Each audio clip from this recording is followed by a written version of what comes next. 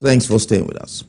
The Minister of Interior, Tunji, says at least 12 persons of international security interest have been tracked down at the newly installed e-gates facilities at the international airports across the country in the last 14 days. The minister spoke at the unveiling of the Nigeria Immigration Service Career Progression and Training Framework and Gender Policy at the service headquarters in Abuja on Friday. Excuse me. He added that the persons of international security interest would have had free entry and exit into the country, but for the efficiency of the new e-gates and command and control center technology. Speaking on the importance of the program, the minister described it as a long-term solution to a longer-term problem. The Comptroller General of Immigration, Kemi Nandap, thanks the minister for his support on the program while encouraging officers to give their best on duty at all times. I think some couple of months ago, we reviewed this particular document during the board meeting. And I'll tell you, it's a wonderful piece of work, a very wonderful piece of work. And it's a project that deals basically with about 2-3 things. We talk about the career plan, we talk about the e-learning, and we also talk about the gender mainstreaming. I think these are the 3 key parts. And when you look at the gender mainstreaming, I think it is women themselves that were supposed to protest now. Because in NIS, you say the leadership. I mean, if there is a service where there is equity, if there is a service where there is fairness, and if there is service that is respect for gender balancing in the Nigerian immigration system. Together, we have developed 2 key policy documents: the Career Progression and Training Framework and the NIS Gender Policy. These documents represent a paradigm shift in the management of our most valuable resource, our personnel. The Career Progression and Training Framework will provide clear guidance for training and career progression.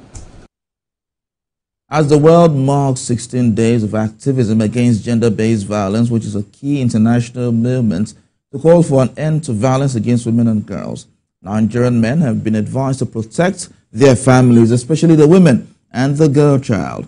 To this end, a member of the House of Representatives, Representative Koshofe Kafila Tagbara, has taken an advocacy campaign to her constituents aimed at preventing and eliminating violence against women and girls.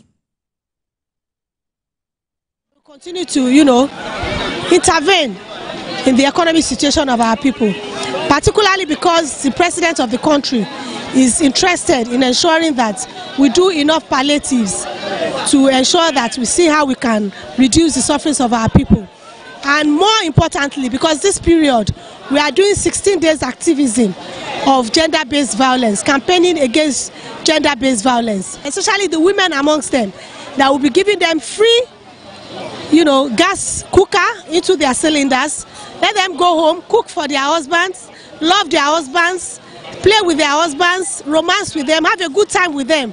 People are here to refill their gas, and he has also promised them that they are going to go home with foodstuff, palliative, so that to cushion the effect of the hardship in town. So that is a very good initiative from our own side.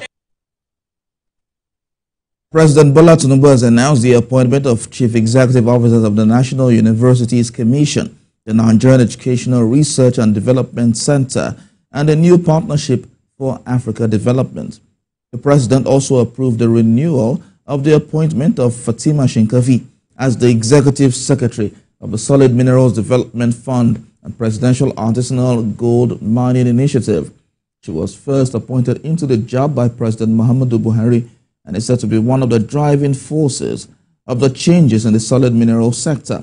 President Tinubu appointed Professor Abdullahi Ribadu, a visiting professor at the NUC, as the organization's executive secretary, and Professor Salisu Shehu as executive secretary of the NERDC. The president also announced Jabiru Salisu Abdullahi Sauri's appointment as the national coordinator of NEPAD. To other news now, the Nigerian Ports Authority is pursuing stronger collaboration with the private sector to grow the maritime industry. Managing Director of the NPA, Abubakar Dansuhu, gave insight to government's vision when he visited the Onne and Port Harcourt ports in Rivers State. Our correspondent Uche Okoro reports.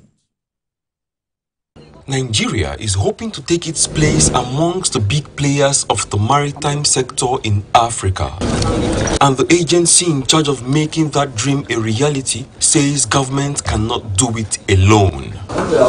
They are in on airport to meet with some key private sector companies with interests in logistics, terminal operations, fertilizer and agro-allied production. The Port Authority's mission is to convince these stakeholders to increase their investments in the industry.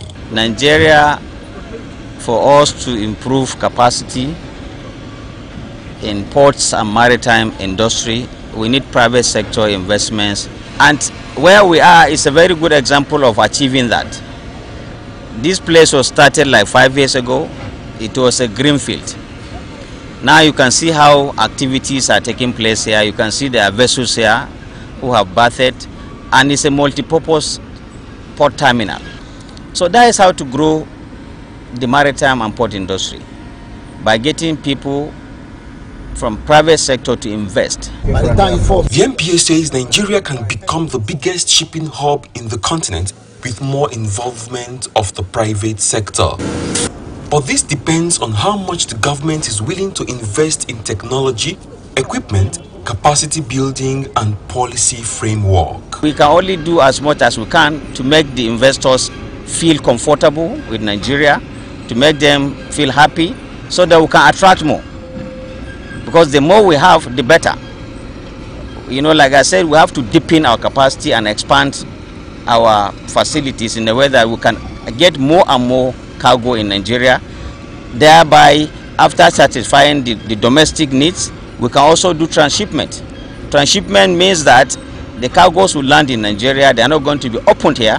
Then we'll take them to landlord countries like Chad, like Niger, and even other countries that do not have the kind of facilities that we have. The MPA's long-term goal is to preside over a sector that can sustain the economy even better than oil and gas if this private-public partnership works out. Uche Okoro, TVC News, Port Harcourt.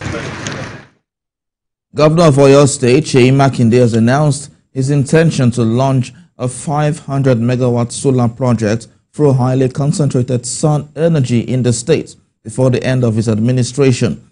Governor Makinde made this known while inaugurating first phase of the 11 megawatt Ibadan hybrid power in Ibadan. We have more in this report.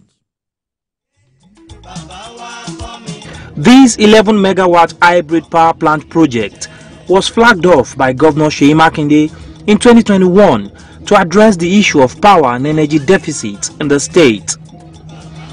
The pace-setter state governor is now inaugurating the first phase of the over 8 billion naira project with 5 megawatts capacity, which he said is 100% private investment. He revealed that this is a bold step towards achieving the planned 500 megawatts capacity in the state. Now, as a state,